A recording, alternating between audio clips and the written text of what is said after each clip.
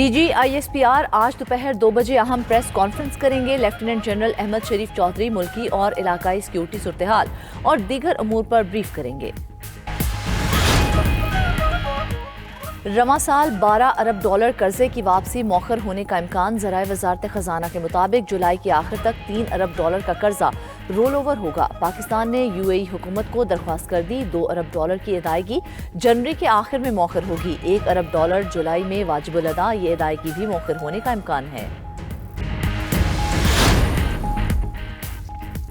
گلگت بلتستان کے نگران کابینہ نے حلف اٹھا لیا۔ تقریب حلف برداری گورنر ہاؤس میں ہوئی۔ قائم مقام گورنر اور اسپیکر گلگت بلتستان اسمبلی نذیر احمد نے نگران کابینہ سے حلف لیا۔ جی بی کابینہ میں 12 وزیر اور 2 مشیر شامل ہیں۔ پنجاب بھر میں شہروں اور دیہات کی تعمیر و ترقی کا کام تیز کرنے کا فیصلہ۔ وزیر اعلیٰ پنجاب مریم نواز کی زیر صدارت اجلاس۔ Punjab development programme, Lahore development programme اور مثالی گاؤں منصوبے پر پیش رفت کا جائزہ لیا گیا۔ پی ایچ اے، صاف پانی اور دیہی روڈ منصوبوں پر بھی پیش رفت کا جائزہ۔ وزیر اعلیٰ کا سیوریج لائن سڑکوں کے بجائے گرین بیلٹ میں بچھانے کا حکم۔ گلیوں اور سڑکوں میں کھدائی کر کے کھلا چھوڑنے پر برہمی کا بھی اظہار۔ کہا کہ عوام کو سڑکوں پر کھدائی کی وجہ سے ہونے والی تکلیف پر معذرت چاہتے ہیں۔ بی آر ٹی سروس کی جمرود اور باڑہ بازار تک توسیع۔ وزیر اعلیٰ سہیل آفریدی کی بی آر ٹی سروس کی توسیع کے لیے ہوم ورک مکمل کرنے کی ہدایت۔ کہا کہ بی آر ٹی سے ضلع خیبر کے عوام کو محفوظ، معیاری اور سستی سفری سہولت میسر ہوگی۔ پشاور اور ضلع خیبر کے درمیان آمد و رفت مزید آسان ہو جائے گی۔ توسیع سے ٹریفک دباؤ اور ماحولیاتی آلودگی میں کمی ہوگی۔ وزیر داخلہ محسن نقوی کا شنگھائی کے شہری منصوبہ بندی کے ہیڈ کوارٹر کا دورہ۔ محسن نقوی کو ویڈیوز اور ماڈلز کے ذریعے شنگھائی کے ترقی کے ماسٹر پلان سے متعلق آگاہ کیا گیا۔ وزیر داخلہ نے جدید سہولتوں سے آراستہ اسٹیڈیم کا ماڈل بھی دیکھا۔ شنگھائی اربن پلاننگ کے نظام میں گہری دلچسپی کا اظہار۔ کہا کہ شنگھائی کی ترقی ہر شہر کے لیے قابل تقلید ہے۔ اسلام آباد کو بھی شنگھائی کی طرز پر ڈیولپ کرنا چاہتے ہیں۔ شنگھائی کی تیز رفتار ترقی سے استفادہ کرنے کے لیے اقدامات کریں گے۔ امریکہ وینزویلا کے ساتھ حالت جنگ میں نہیں، ہم منشیات فروشوں کے خلاف جنگ میں ہیں۔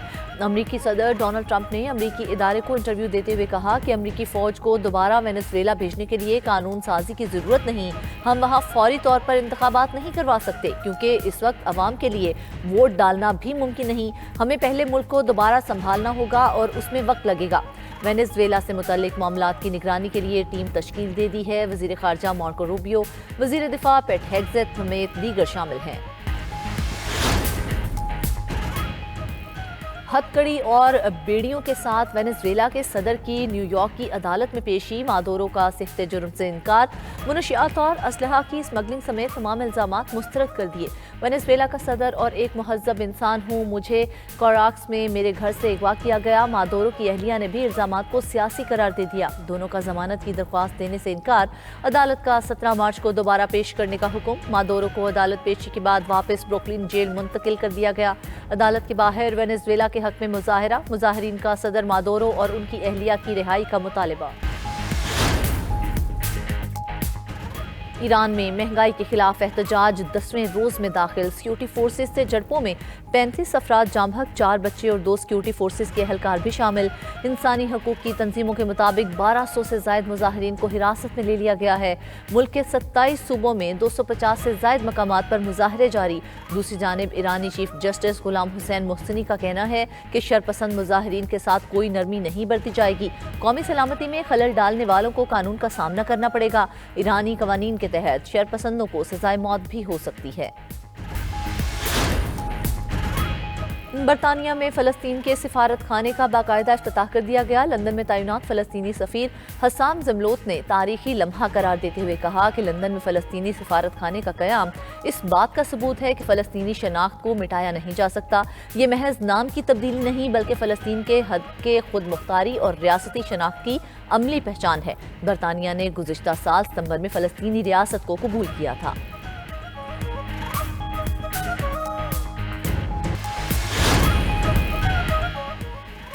امریکہ وینزویلا کے ساتھ حالت جنگ میں نہیں، منشیات فروشوں کے خلاف جنگ ہے۔ وینزویلا میں فوری انتخابات ممکن نہیں، ہمیں پہلے ملک کو سنبھالنا ہوگا، اس میں وقت لگے گا۔ امریکی فوج کو دوبارہ وینزویلا بھیجنے کے لیے قانون سازی کی ضرورت نہیں۔ امریکی صدر ٹرمپ کی میڈیا سے گفتگو، وینزویلا سے متعلق معاملات کی نگرانی کے لیے ٹیم تشکیل۔ امریکی صدر ٹرمپ کا وینزویلا میں انویسٹمنٹ کے لیے امریکی آئل کمپنیز کو سبسڈی دینے کا اعلان۔ صدر ٹرمپ نے کہا وینزویلا کے تیل کے انفراسٹرکچر کی بحالی کا منصوبہ 18 ماہ سے بھی کم وقت میں مکمل کیا جا سکتا ہے۔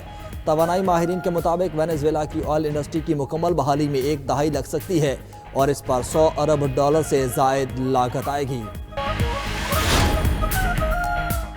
امریکی کانگریس کی انٹیلیجنس کمیٹیوں کو وینزویلا میں کارروائی پر بریفنگ، وزیر خارجہ، وار منسٹر، اٹارنی جنرل اور CIA ڈائریکٹر کی شرکت۔ قانونی اور آئینی جواز پر دونوں پارٹیز میں شدید اختلاف، وزیر خارجہ مارکو روبیو کی بریفنگ غیر تسلی بخش قرار۔ امریکی میڈیا کے مطابق ڈیموکریٹس نے وینزویلا پر حملے کی قانونی حیثیت پر سوالات اٹھا دیے۔ ہاؤس اسپیکر نے کہا وینزویلا کے خلاف جنگ نہیں، معمول کی کارروائی تھی، وینزویلا پر قبضہ نہیں کر رہے اور نہ وہاں ہماری افواج ہیں۔ سینیٹر چک شومر نے کہا کہ ٹرمپ نے پنڈورا باکس کھول دیا، حالات قابو سے باہر ہو سکتے ہیں، کیا گارنٹی ہے ہم دوسرے ممالک میں ایسا نہیں کریں گے؟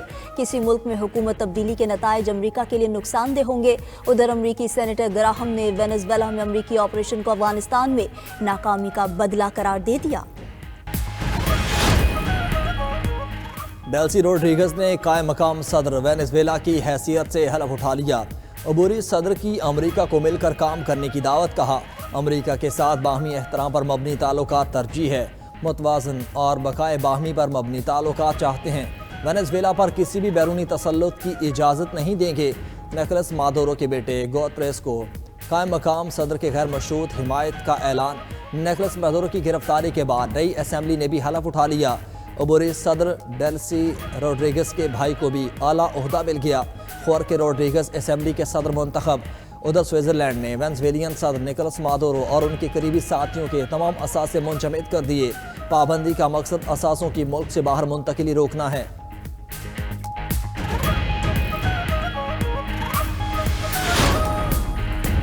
پاکستان کا وینزویلا کی صورتحال پر گہری تشویش کا اظہار، سلامتی کونسل اجلاس میں اظہار خیال کرتے ہوئے پاکستان کے قائم مقام مستقل مندوب عثمان جدون نے کہا کہ کسی ریاست کے خلاف طاقت کے استعمال یا دھمکی سے گریز کرنا چاہیے۔ کیریبین خطے میں بڑھتی کشیدگی علاقائی امن کے لیے نیک شگون نہیں۔ اقوام متحدہ کا منشور ریاستوں کے تحفظ کا تقاضا کرتا ہے۔ یک طرفہ فوجی کارروائیاں اقوام متحدہ کے منشور اور بین الاقوامی قانون کی صریحاً خلاف ورزی ہیں۔ یک طرفہ کارروائیاں عدم استحکام کو ہوا دیتی ہیں۔ نازک مرحلے پر آگے بڑھنے کا واحد راستہ مکالمہ اور سفارتکاری ہے۔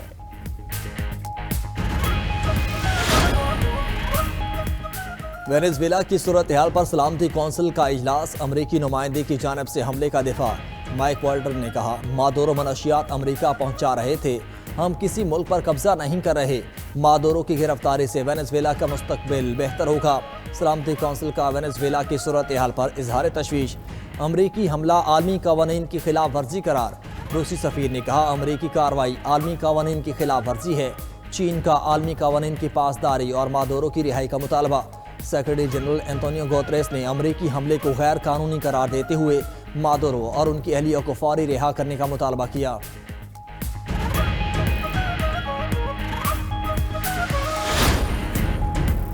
وزیر داخلہ محسن نقوی کا شنگھائی کے شہری منصوبہ بندی کے ہیڈ کوارٹرز کا دورہ۔ محسن نقوی کو ویڈیوز اور ماڈلز کے ذریعے شنگھائی کے ترقی کے ماسٹر پلان سے متعلق آگاہ کیا گیا۔